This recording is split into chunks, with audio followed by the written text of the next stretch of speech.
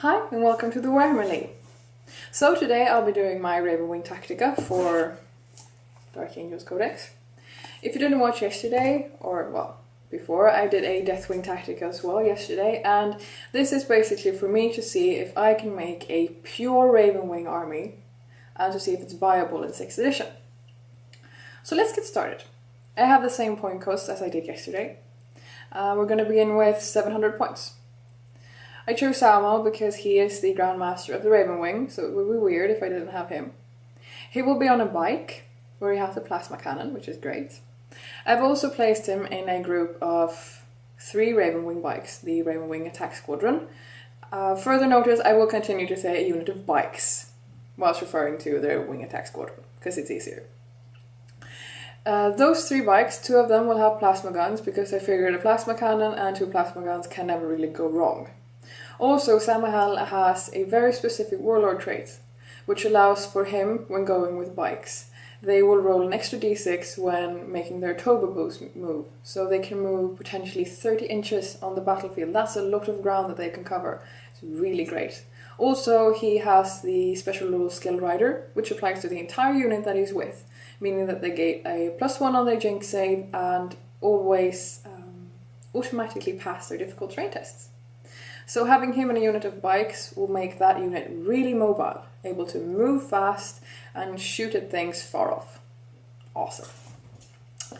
I also have another unit of 3 bikes. They have 2 meltas, just in case I come up against some nasty armored stuff. I have another unit of 3 bikes, and they have 1 flamer. I would like to have 2, but my point cost doesn't allow it, so 1. I then also decided to buy 1 attack bike. It has a heavy bolter, if you don't upgrade it, but for me a heavy bolter, just 3 shots, me. So I gave it a multimelta instead, because for me it made more sense. Also, I chose to buy 2 landspeeders. You can buy landspeeders together with your bikes and they will be troops.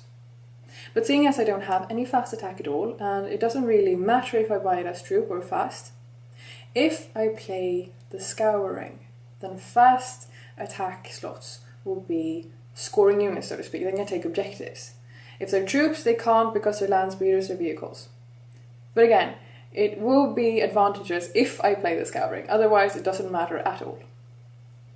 Also, my landspeeders will have Typhoon missile launchers, because I like to have the possibility of taking different weapons dependent on which opponent I face. And as you can see this throughout the list, I have a list that I can adapt depending on what opponent I face. I have flamers, I have multimeltas and meltas and plasmas and already bolt guns. So since Ravenwing are so mobile, I won't repeat this, well I guess I will, but they are very mobile. So I can move them across the entire battlefield and take out what they are best suited to take out. Yes. Moving on to 1000 points. The list is basically the same. I've added 2 more bikes for Sammael to have with him. This is more or less so that I have a meaty wall around my special weapons and around Sammael. As long as I don't go up against deep striking units, I can hide my special weapons, which is really good. The other bikes units are the same. I have 2 flamers now instead of 1. I have still 2 landspeeders, and now I also have 2 attack bikes with multimeltas. I've added a Nephilim Jetfighter because it's a flyer and flyers are really good in 6th edition. I decided to give it an Avenger Mega Bolter because the Nephilim Jetfighter itself, it's an okay-ish anti-flyer. It doesn't have any AP shots whatsoever. Well, not enough to take down other flyers and tanks. It could potentially glance them to death, but it won't be so good. So I decided to go all out on the anti-infantry. Also, it has a special rule allowing for it to aim better at grounded targets, so I would always hit on 2+.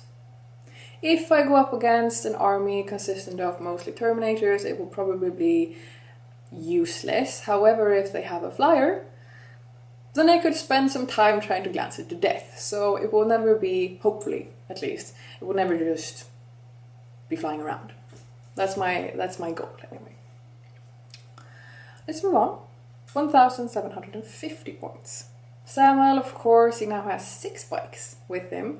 Better meaty wall. The other bike units, are now upgraded to have 6 bikes in each. So 2 more units of 6, well not more, but 2 units of 6 bikes, 2 meltas, 2 flamers. 3 attack bikes with multimeltas, 3 landspeeders with Typhoon missile launchers, and also a dark shroud. The dark shroud is rather cheap, it's only 80 points, and it could potentially give me a shield for my other 3 landspeeders or my bikes, giving them a +1 on their cover save. Let's just pretend for a fact that I have it close enough to cover all my 3 landspeeders. Well, cover, you get what I mean. That will give me, divided the point cost, a shield for 26 points, increasing the cover save. That's okay-ish. That's really okay-ish. And also, if my opponent is scared of this increase in cover save, perhaps he will spend a round a shooting phase on it, trying to take it out as much as possible. And that will have saved my landspeeders or my bikes even longer. So it's really good. I like the Dark Shroud, I do.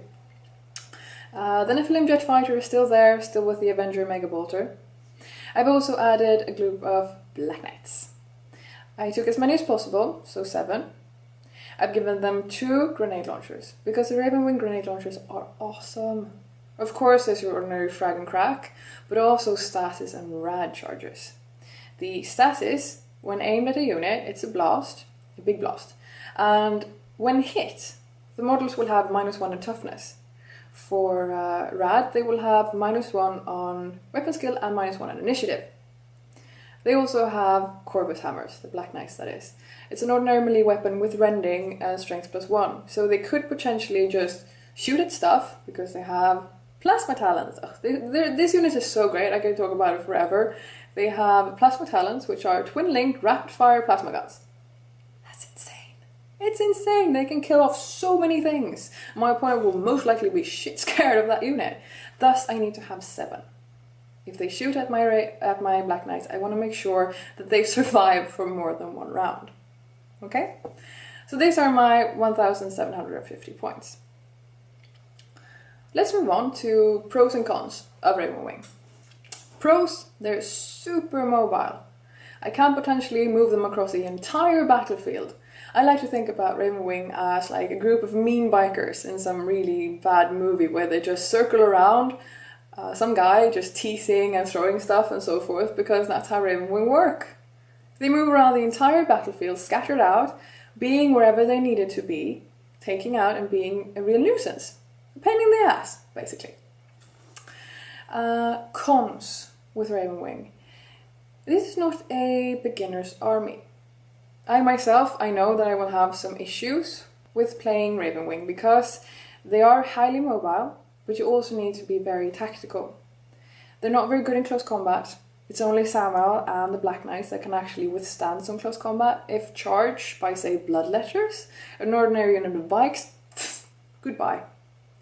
Also, you have to make sure that they can always take their jinx save, because if you don't move, they don't have a jinx save, and you're aimed at with a weapon with low AP, they will also be wiped out. So maybe not a beginner's army playing Space Marines, for example. If you make a not so tactical move, they can be very forgiving. Potential cons is that all of the Ravenwing vehicles are lightly armored. They have 10 all around. So, shameful enough, a Landspeeder can be shot down with glancing hits from a round of bolter fire because it only has 2 hull points. It has a 5+ jinx save, remember to move it, and it is a fast skimmer, so you can put it behind a building and then just hover over it and shoot at the stuff that would otherwise kill you. So again, it does not have to be a con that they have light armor. The most apparent con of Ravenwing, though, is the first round of the game. Say that you play on a battlefield with not so much cover on it. Well, terrain rather. And you play against, say, Imperial Guard. I play Imperial Guard a lot, so, I play against, so I know how they work. And sometimes my opponent brings a lot of cannons. And their blasts are really nasty. It's AP1 or AP2, and they can fire basically over the entire battlefield. If your opponent gets first turn, if you're not allowed to move, putting one of those big blast templates on top of your 7 knights, it will cover all of them, and they will die. They'll be completely wiped out because they have no jinx save and their armor saves does not apply. So this could potentially kill off a lot of your units if you don't get to move in the first turn. But as I said, Ravenwing are really good, they're not a beginner's army, and this is the real big apparent con that can happen with this army. Otherwise they're awesome. They have a lot of special weapons, they're really mobile, and they're a nuisance. So I will very much enjoy playing this army.